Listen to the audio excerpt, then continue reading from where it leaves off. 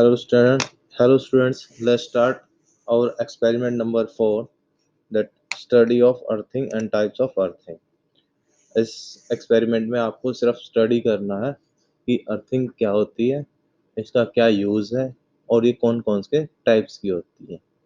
तो आप सभी ने देखा है अर्थ वायर होती है घर में, तीन प्लग के अंदर तीन सॉकेट होते हैं, उसके अंदर तीन पिंस होती हैं, एक होती है न्यूट्रल, एक फेज वायर होती है और एक अर्थ वायर होती है। तो ये अर्थिंग होती क्यों है? तो यहाँ पे एक पहला क्वेश्चन तो यही बन जाता है कि अर्थिंग और न्यूट्रल में क्या डिफरेंस है। तो जो अर्थिंग होती है वो हमें करंट से बचने के लिए की जाती है, बट जो न्यूट्रल होता है वो सर्किट कंप्लीट करने के लिए यूज होता है। सिंपल सा आंसर है, neutral is used to complete circuit and earthing is used for the safety purpose. अब देखते हैं थोड़ा सा अर्थिंग करने से क्या होता है एक्चुअली। अब मान लीजिए आपका कोई कंडक्टिंग कोई भी इक्विपमेंट है जिसकी बॉडी कंडक्टिंग है, लाइक आयरन हो गई या फिर फ्रिज है, कोई भी जिसकी आउटर बॉडी कंडक्टिंग है, और मान लीजिए किसी वजह से जो फेस वायर है उसको आउटर बॉडी को टच कर दिया, तो उस बॉडी में भी करंट आ गया। ठीक है, मान लीजिए ये फ्रिज है, ठीक है, आयरन कोई भी बॉडी है।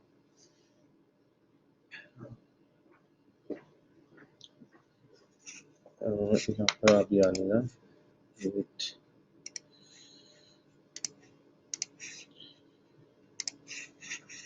ठीक है, मान लीजिए ऐसी कोई बॉडी है और इसमें फेज और न्यूट्रल आ रखा है, और फेज वायर, मान लो ये फेज और न्यूट्रल वायर जारी है, कनेक्शन है कोई भी, और फेज वायर इस पे कनेक्ट हो जाती है किसी वजह से बॉडी पे, और ये बॉडी कैसी आपकी कंडक्टिंग है।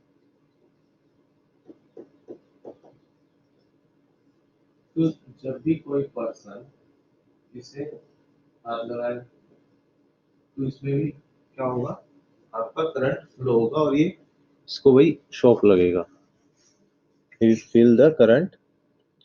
तो इसको बचाने के लिए हमने क्या किया, अर्थिंग की है। तो हमारा क्या हो गया, earthing is done to provide safety to user. अब वो कैसे होगा, अब हमने पढ़ा है कि अर्थिंग करंट हमारा फ्लो हमेशा क्या करता है, लो रजिस्टिव पाथ फ्लो करता है। करंट क्या करता है, हमेशा रोज लो रजिस्टिव पाथ को फ्लो करेगा। तो अगर इस करंट को और कोई डायरेक्शन मिल जाए फ्लो होने के लिए, तो सारा का सारा करंट वहीं से चला जाएगा। तो हम इसमें क्या करते हैं, अर्थिंग के अंदर यहाँ से कोई भी पूरी बॉडी के कहीं पे भी कनेक्ट करेंगे और इसको अर्थ कर। अब जैसे ही बॉडी के अंदर करंट आता है हमारे इक्विपमेंट की, मान लीजिए ये फ्रिज था, फ्रिज के अंदर करंट आ गया उसकी बॉडी के अंदर, तो सारा का सारा करंट कहाँ चला जाएगा, अर्थ पे चला जाएगा। यहाँ जाने की बजाय सारा का सारा करंट किस पे चला जाएगा, हमारा अर्थ के अंदर चला जाएगा। तो हमारा जो ये पाथ होता है लो रेजिस्टिव पाथ, ये क्या होता है, लो रेजिस्टिव पाथ। करंट कहाँ से जाता है, हमेशा लो रेजिस्टेंस से फ्लो करता है। तो इस तरीके से अर्थिंग की जाती है किसी भी इक्विपमेंट में, जो उसका मेटेलिक पार्ट है या आउटर पार्ट है उसमें अर्थिंग की जाती है, ताकि जब भी कोई पर्सन उसको यूजर हाथ लगाए तो उसको करंट ना लगे। तो ये होता है मेनली कॉन्सेप्ट अर्थिंग का। यहाँ पर एक क्वेश्चन आ जाता है, सॉकेट के अंदर आप सभी ने देखा है तीन पिंस होती है, सॉकेट के अंदर इस तरीके से होती है, एक होती है फेस, एक होती है न्यूट्रल के लिए और एक होती है अर्थिंग के लिए। जो अर्थिंग की पिन होती है, ठीक है, वो क्या होता है, एक तो उसका डायमीटर बड़ा होता है, आप सभी ने देखा, ठीक है। वो बड़ा इसीलिए होता है क्योंकि हमें क्या करना है, रेजिस्टेंस लो रखना है। हम चाहते हैं क्या हो, रेजिस्टेंस पाथ लो हो, रेजिस्टिव पाथ लो हो, उस इसलिए हमें उसका क्या करते हैं, एरिया बड़ा रखते हैं। और दूसरा हमने देखा है, जो सॉकेट लगाते हैं, मान लीजिए इसका ये सॉकेट लगाते हैं, तो इसमें एक ये पिन है और ये दो पिन होती है अलग से, फेज और न्यूट्रल की। तो जो ये ऊपर वाली है, अर्थ की है, जो अर्थ की है, जो यहाँ पे जाके लगेगी, उसकी लेंथ क्या होती है, बाकियों से ज्यादा होती है। इसका भी सेम यही कारण है कि जैसे ही हम प्लग लगा रहे हैं तो पहले क्या हो जाए, अर्थिंग हो जाए, फिर फेज और न्यूट्रल कनेक्ट हो। ऐसे ही जब प्लग को हम निकालेंगे सॉकेट से, तो पहले ही फेज और न्यूट्रल निकलेंगे, उसके बाद हमारा क्या होगा, अर्थ की पिन है वो डिस्कनेक्ट होगी। तो आप सभी ने सॉकेट तो देखा होगा घर में, 3 पिन सॉकेट, उसके अंदर देखना, जो अर्थ वाला है, सबसे ऊपर वाला है, वो क्या होगा, थोड़ा सा उसका डायमीटर भी ज्यादा होता है और उसकी लेंथ भी ज्यादा होती है। आइए देखते हैं आप, ये कॉन्सेप्ट क्लियर हो गया होगा आई थिंक।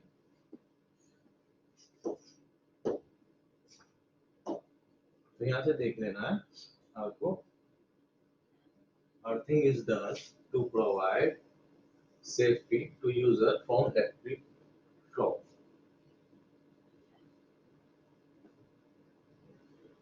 अब हमने कहा कि करंट हमेशा कैसा पाथ फ्लो करेगा, लो रेजिस्टेंस। इसका मतलब क्या है, अर्थ का रेजिस्टेंस हमें कैसा करना है, लो करना है। Resistance of earthing wire is low. तो अब वो कैसे करेंगे, इसमें से हम पढ़ते हैं 3 types of earthing. Mainly 3 types of earthing होती है, पाइप अर्थिंग, प्लेट अर्थिंग और strip earthing. Pipe earthing, plate earthing और स्ट्रिप अर्थिंग। तो आपने क्या करना है, पाइप अर्थिंग देखनी है। ये डायग्राम है आपका पाइप अर्थिंग का। इस डायग्राम को आपको ड्रॉ करना है, ठीक है, अपने किसी भी पेज पे, प्लस नेक्स्ट जो डायग्राम होगा, और इनके बारे में जितना भी आपको मिले वो लिखना है। तो यहाँ पे कुछ क्वेश्चंस मैं बता रहा हूँ, आप वो सभी क्वेश्चंस के आंसर उसके अंदर होने चाहिए, और सारे क्वेश्चन के आंसर आपको इसमें डायग्राम में भी मिल जाएंगे। पहला तो क्या है, जैसे पाइप अर्थिंग है, पाइप अर्थिंग में क्या होता है, ये पाइप दिख रही है आपको, पाइप को बरेड किया होता है, ठीक है, अर्थ के अंदर पाइप को दबा देते हैं और फिर वहां से कनेक्शन लेते हैं। अब इसमें देखो यहाँ पर क्या कर रखा है, मिक्सर होता है यहाँ पर, चारकोल, ठीक है, कोल प्लस इसका सॉल्ट का। तो ये क्यों करते हैं, ये इसलिए करते हैं ताकि रेजिस्टेंस कम हो जाए, अर्थ का रेजिस्टेंस कम हो जाए, इसलिए कोल और सॉल्ट को मिक्स करके इसके साइड में लगा देते हैं, भर देते हैं, उसके बीच में पाइप डाल देते हैं। तो यहाँ से आगे कनेक्शन करके हम अर्थ वायर निकाल देते हैं, इस तरीके से होता है। दूसरा आपको देखना है इसके अंदर, ये कितनी लेंथ, कितने मीटर की होती है, कितने मीटर की लेंथ होती है इसकी, और जमीन के कितने नीचे इसको बरेड किया जाता है। ये सारी चीजें आपको, जो ये डायमेंशंस दे रखी है, जो डायमेंशंस दे रखी है, ये आपको देखनी है सारी अच्छे से। और इसमें और क्या क्या इक्विपमेंट लगे होते हैं, ये सारा हमें देखना है। एक तो इसमें पॉइंट था मेन ये कि कॉल और सॉल्ट को मिक्स करके इसके साइड में लगाते हैं ताकि हमारा क्या हो, रेजिस्टेंस कम से कम हो। बाकी ये पॉइंट्स आप इसमें पढ़ सकते हो सभी। नेक्स्ट आती है प्लेट अर्थिंग। अब ये क्या थी, पाइप अर्थिंग, इसमें पाइप थी। नेक्स्ट प्लेट में क्या होगा, ये देखो प्लेट में, ये है प्लेट अर्थिंग। प्लेट अर्थिंग में हमने क्या किया, ये प्लेट ले ली। अब प्लेट की डायमेंशंस क्या होती है, प्लेट किस मटेरियल की होती है, कॉपर प्लेट लिख रखा, तो आपको ये पता होना चाहिए कि प्लेट अर्थिंग में कॉपर प्लेट होती है, कॉपर प्लेट की डायमेंशन ये होती है, ठीक है।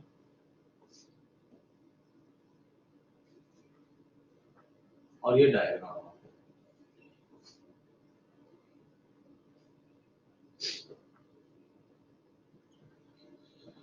ये आपको ड्रॉ करना है।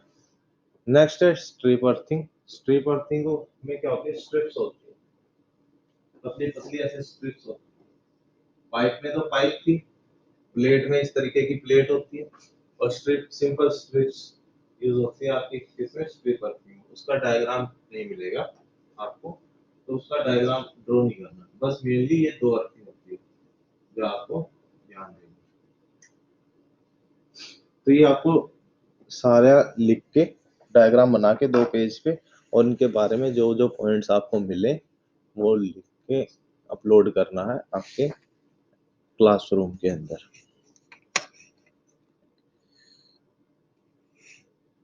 आई थिंक क्लियर हो गया होगा सभी को। वैसे इसमें पॉइंट्स दे ही रखे हैं, कम से कम जो ये पॉइंट्स दे रखे हैं ये पॉइंट्स आपको क्लियर होने चाहिए सभी।